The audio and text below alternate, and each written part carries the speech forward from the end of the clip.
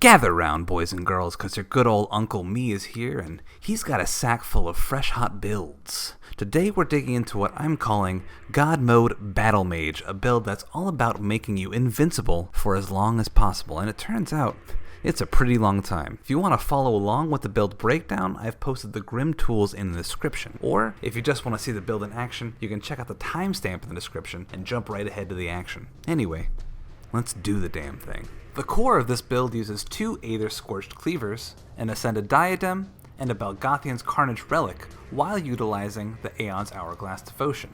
On the cleavers, you want high attack speed rolls, around 20 to 24%, and on the diadem, you're looking for one with a 6% cooldown reduction roll. With these 3 items, we've boosted Mirror's duration up from 3 seconds to 6.5 seconds, while giving a 700% bonus physical damage and a 35% critical damage boost for the entire duration.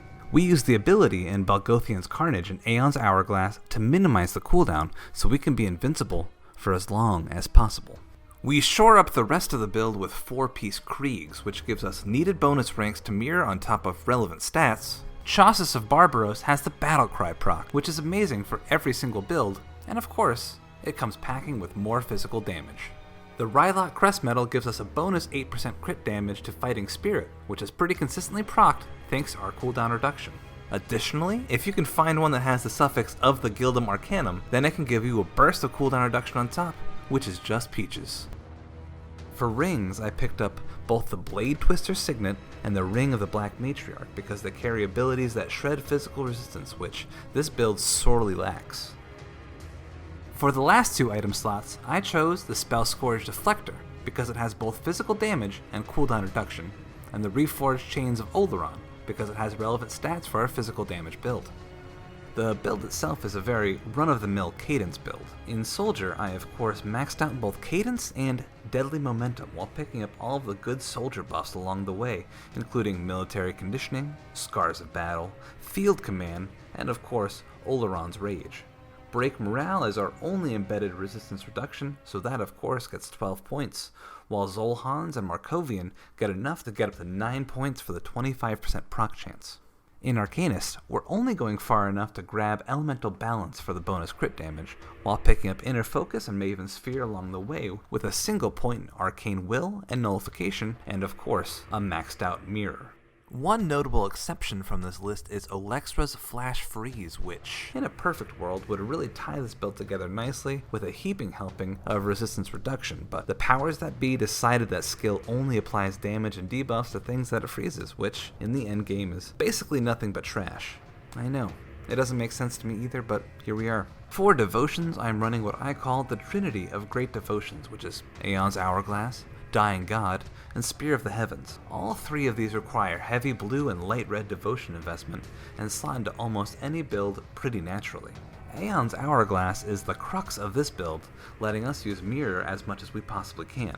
Dying God is basically a flat 10% total speed with 18% bonus crit damage, and Spear of the Heavens gives us a pretty strong damage dealing proc that also applies CC without having to attach it to an active ability, which, for a class that basically only has 1 damage dealing spell, is a pretty big deal. The build itself performed surprisingly well, clearing all the way up to 65 in Ultimate Shattered Realm, and completing all 170 waves in Gladiator Crucible. In order to use it properly, there are 2 things you always need to keep in mind. Number 1, you need to be aware of the duration of Mirror. If you're running out of time and you're surrounded by strong enemies, make sure you have an exit plan. And 2, make sure you're only using the ability bound to Aeon's Hourglass when Mirror is on cooldown. Otherwise, you're going to find yourself in a tough spot without Mirror to bail you out. As for how the build actually plays, I was very pleased with the final results. The damage of the build felt phenomenal, despite lacking in the AoE department, and I found I could keep Mirror up 60 to 70% of the time, which far exceeded my expectations. It also felt like a refreshing take on a style of build that typically leaves me kind of bored, since you constantly need to be aware of Mirror's duration and cooldown while diving in and out of battle. All in all, I think this version of Cadence Battlemage is already very strong, but it can be optimized even further to be a truly titanic late game monster.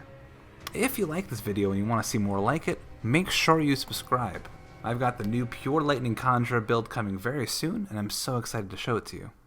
If you want to help the channel, touch my buttons, click my bell, whisper a secret in the comments, and meet me at Wendy's for a brainstorming sesh. Anyway, enjoy the gameplay.